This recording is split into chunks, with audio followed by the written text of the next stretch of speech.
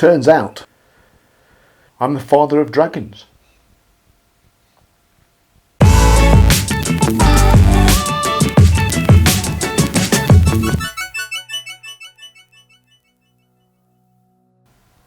Hiya. So I'm going to take you through a little process that I do from drawing beginnings all the way through to finished illustration in Photoshop. This is how I do it. So recently I've been using this fountain pen quite a lot.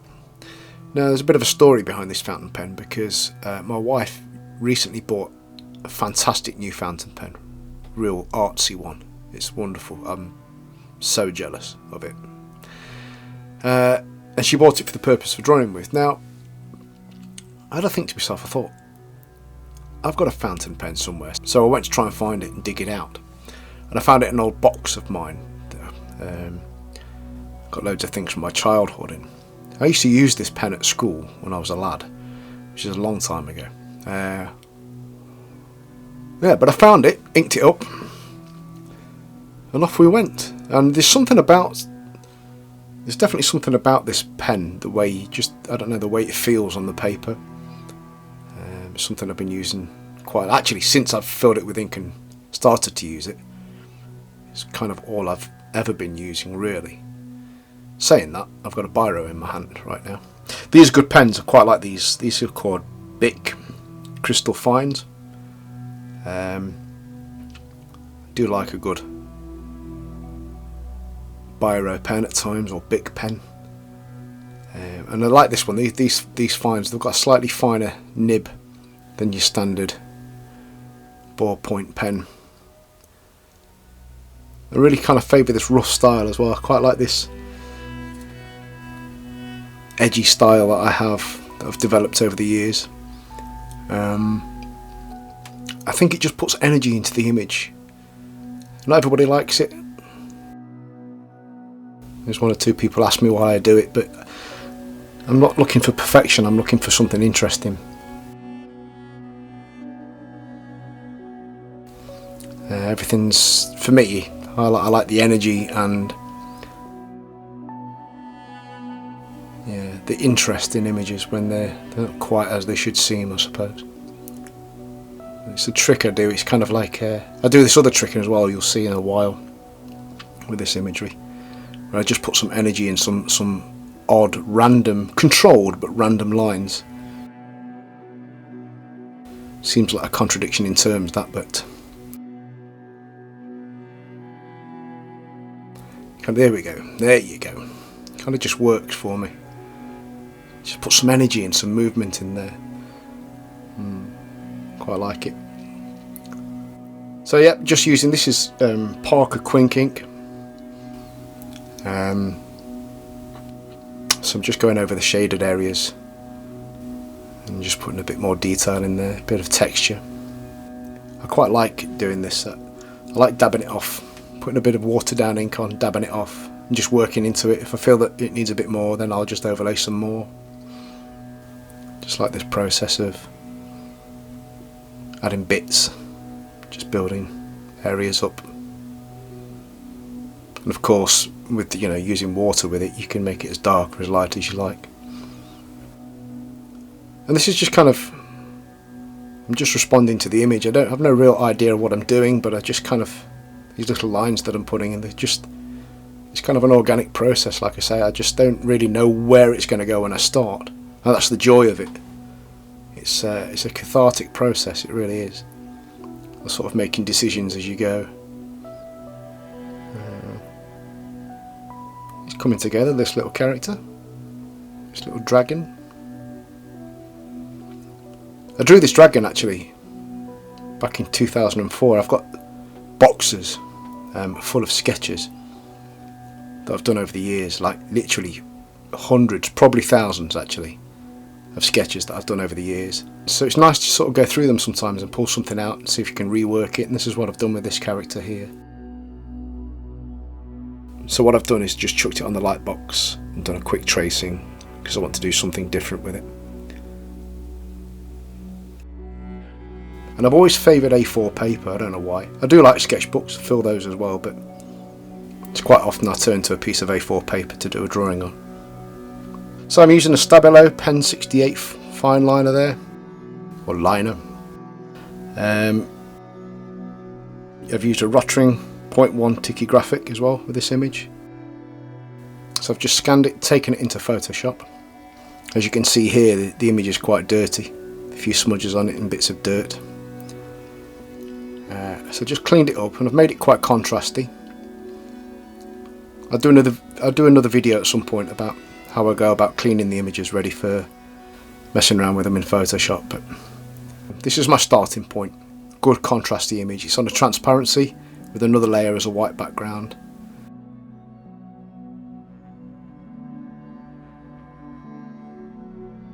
So I'm just going to change the size of the canvas to 200% width. Just gives us a bit more space there. And this main layer I'm just going to duplicate. I'm going to flip it over, transform, flip horizontally. Oh, I quite like that. Just on its own, quite like that as well. And that.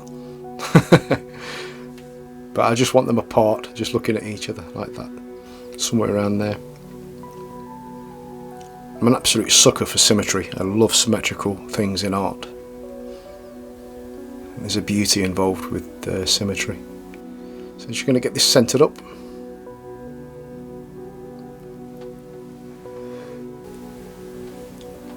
About there. And I just get a selection tool and just do a box and drag it over, just see if that's center. It's just a habitual thing, that is. So I've merged the two images together to make one layer, because that's what I'm going to need them for. I've done a select on the outside, the negative space, and just inverted that, and then what I want to do is just contract it. So select contract by 2 pixels. It just snaps into the image perfectly, so there's no overlay at all, which is a purposeful thing that I do, just to make sure that things are as they should be in the image. I filled that area with white, and I'm just going to make a layer mask from it I can come back to and use to make that selection from over and again whilst I'm working this image. So I'm just going to put a colour on the background now. It's a good strong gold or orange. I envisage these two characters being in a golden haze somehow. That's kind of where I'm going to head with it. So I've selected the line, so just a control, clicked on the layer, which makes a selection from what's on it. I go to feather, so select feather. I'm just going to feather it by 55 pixels, and you can see that it's just spread out. Those marching ants have just spread slightly, so there's a feather on that selection. And this is an image that I use quite a lot. I built this image from 1 dot, then copied the dot to 2 dots, then copied 4, etc, etc, until I built this grid of dots. It's quite a large image actually, but I use it quite a lot. I have a bank of textures and things that I go to quite often, and this is something that gets used a lot. For this purpose alone actually, quite often, I'll use this. So what happens is, I'll drag that selection from this image over onto the dots. Because it's a feathered selection, you're going to get a bit of a fade on the edge of it. So select copy and paste into the image. You can see those dots have pasted over the 2 dragon characters. Now the reason I like this, especially when I've done kind of like when I've done a drawing and scanned it in, it introduces a little bit of digital to the image, so it's just pulling it together slightly. So I made a selection from the dragons again, and just inverted it and deleted the dots from around the edge of the dragons. Okay, I'm just going to do a couple of guides now. Yeah, it just introduces digital to the drawing element, so you've got a good mix, and I quite like it. It's effective. So I do a horizontal and vertical line at 50%, and that should give me some crosshairs right in the middle of the image. So I'm just going to use that as a guide for now. I perhaps didn't need the horizontal one, just the vertical one, but hey ho, they're there now. So with the orange colour that I've used, I just want to use the same colour and just come across the same hue, but I just lighten the colour slightly. And I'm going to go and use gradient tool. and the center gradient. Don't know what its name is actually, I'll call it a center gradient. A new layer, call it grad 1. What I want is like a bit of, in the center of the image I just want it lighter, a lighter orange. And I want it to sort of bleed into the characters, much like that. It's working for me. I'm going to do a second one. The second one I'm going to do in white. Get it on a different layer. I'm just going to get to the center of the image again. Now I've done it quite big, but what I'm going to do is transform it afterwards just so I can get exactly, it's just about the controlling where and how I want it to look. And if I can do it like this, it means I've got a bit more control about how it looks. That's it. Now the reason I'm doing this is because I've flipped this image and I've got the shadow down one side of the character. What I want to do is the light source of this image, I want it in the center of them, so it's throwing the shadow each way, so the shadows make sense in the image. I'll make a selection of the dragons again. Now this is a texture, like I said, I've got a bank of textures that I make and save and use them multiple times. This was actually engine oil brushed onto the back of a piece of card and then flipped over, and you get all these kind of greasy marks coming through, and you get sort of lovely texture in there and colours happening. So I've just dragged the selection over from the dragons. Oh, it fits perfectly, I was lucky. Okay, and make a copy, so copy, just Control V or Command V if you're on a Mac. Pasted it into the image. And what I want to do now is just go through the layer effects and choose one that I want to use. Chosen a hard light, and I'm going to directly onto that layer. I'm just going to come to selective colour, go to the neutrals, and I'll burn out some of this textured layer, and you can see straight away that's had a brilliant effect. Really like that. I love how the tails and the ends of the claws are sort of that reddish orange. Now that's a happy accident. I didn't know it was going to do that, but this is what I love about messing around with textures and layers in Photoshop. You never really know what you're going to get. It's fantastic. So those dots layer, I've just dragged the dots layer above the textured layer because I want them to be prominent. And I've just put a layer mask, selective colour layer at the top of here, and I want to knock that black back. I want it a bit warmer. The environment's warm with the orange, so I just want these to be the same really. Don't want any purple on it to be more red, so just take that over.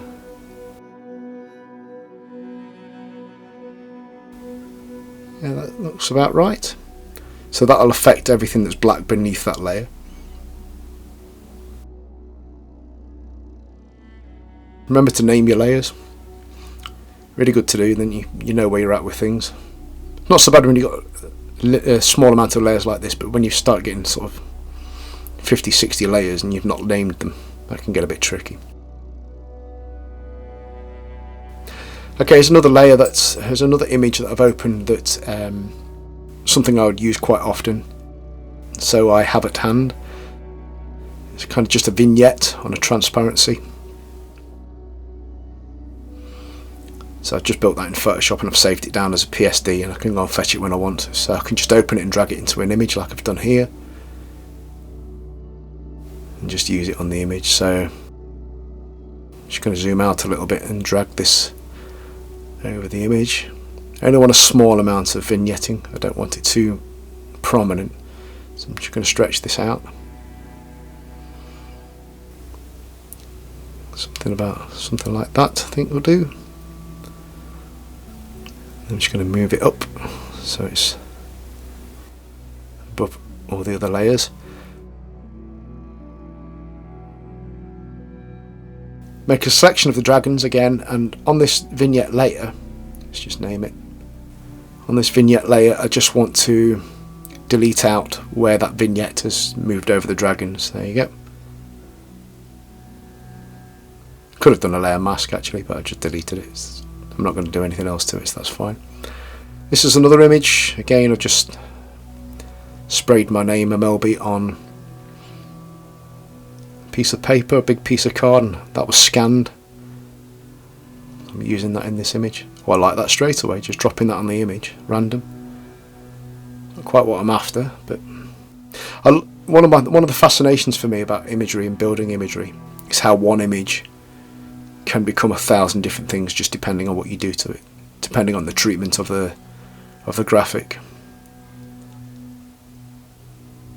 And that kind of has always fascinated me, how you can arrive at an outcome and be happy with something, but then you could take it a completely different way by changing a few layers, doing something different to it.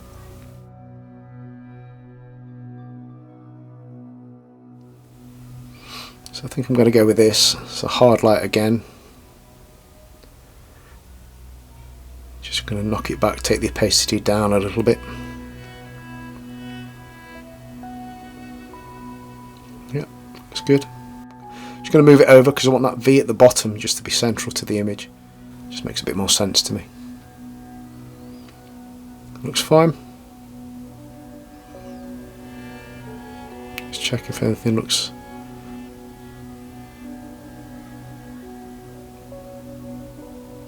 any better. I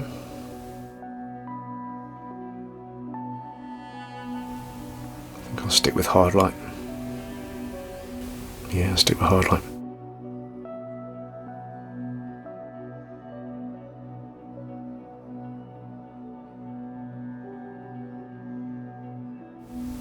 Just going to take that back a little bit actually. Selective colour. Okay, I'm going to duplicate this texture now. The reason I'm doing this is because I'm going to keep one as a master, so if I mess up somewhere I can always go back to the one that I've already had. What I want to do with the dodge and burn tool, I'm going to take the exposure down and get a nice big feathered brush, exposure down to 50%, nice soft edge brush. I'm going to burn away some of the texture, so it looks like the light's reflecting onto these characters. So nice simple technique. Just taking, I'm going to speed it up a bit, otherwise we'll be here all day. So a nice simple technique. Just brushing on parts of the character where I think the light will be falling from that orb in the centre of the image. That bit of energy that they're both looking at.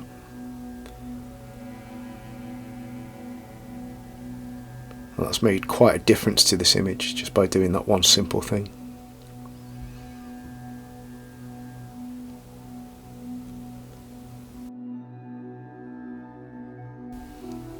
Okay, and I make a copy of the dots layer because I'm going to do a similar thing to the dots, but this time I'm going to use a rubber, a soft edge brush again, opacity down to about 15, and this time I'm just going to brush where the light source is hitting these characters. I'm just going to brush away those dots, so again it just makes a bit more sense. I'll speed this up too, otherwise we'll be here for some time. So just rush through it, and you can see those dots just fading out where I'm taking them out. The image then starts to make a bit more sense regarding the light source. Obviously the shadows of the character, because the character's been flipped over. It's the same image obviously, as we know. Okay, and one of the last things towards the end of this image, I just want to go into a selective colour layer and just warm this whole thing up. I'm trying to get some, I want it to be all gold.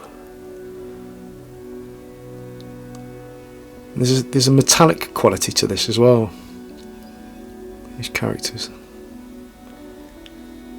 could be made of brass or something.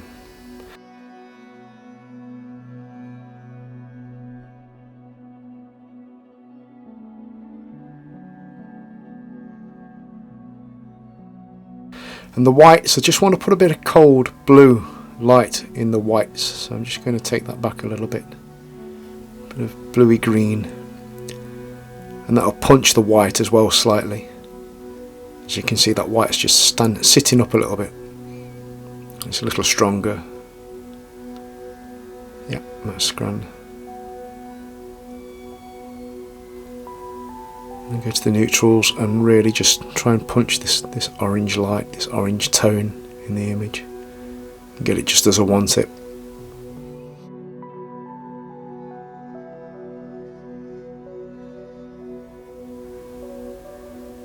About there.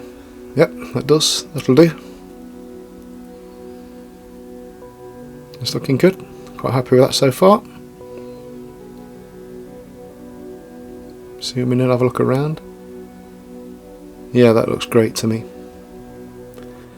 Just dead simple. I don't want to do too much more to this image. I think, you know, we're about there with this. I just wanted it to be simple, but I just wanted to show how you can do something that's really effective just with a couple of techniques, really. Just using textures, made and found textures, dragging them over, using what you've got, and just playing around with colour and light. You can quite quickly get to an outcome that's quite impacting. I think one of the things I'm going to do is just put some light in the black line of this image. That's what I want to do. So it's the same sort of thing. I'm just considering where the light source is coming from. So I just want, that's far too much, so knock that down. And it's gone over some of the image, some of the line image that where I don't want it to be. So what I'll do is just get a rubber, get a nice soft brush again, make it quite large. The opacity is at 30, so that's fine. So I can just knock it out where I don't want it to affect the character line image.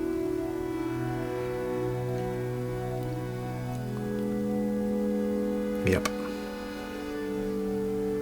that's looking okay. Just switch it on and off. Look at the difference. It's a slight difference. Let me knock it down a little bit. That's better, I think. Just turn it on and off again, looking at it in full. Yeah, that'll do. That's grand. I mean, obviously I could spend a lot more time on this image and take it a lot further and do lots of different things to it, but as an image I quite like this, just in its simplicity, quick processors in getting something quite impacting quite quickly. Lovely little character, love it. Good fun, great fun to do that. There, I told you I was the father of dragons.